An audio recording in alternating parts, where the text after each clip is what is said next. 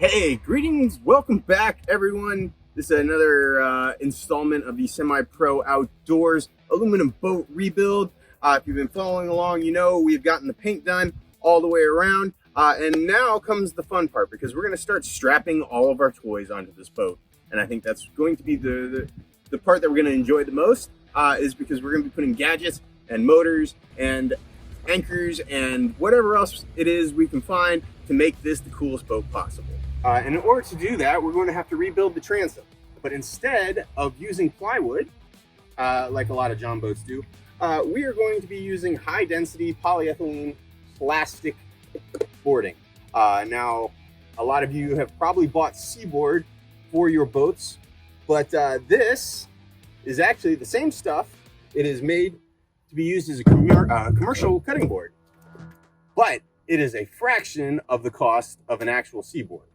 So an entire board like this, under 20 bucks for all of it, just to make sure that it's going to work properly, and that it is pretty much the same stuff. I actually tested this out and I left it outside in the hot, wet Florida summer here, just to see if it was going to discolor or warp, which it didn't. So I think we're good to go. So this is going to be a nice economical alternative to seaboard.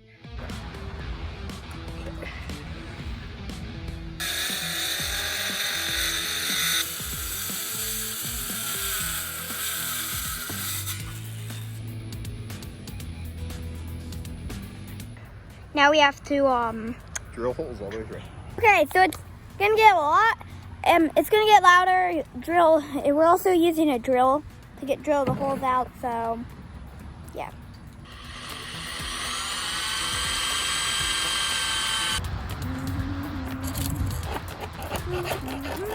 We measured out the old holes and used those for our markers to drill holes in our new transom board.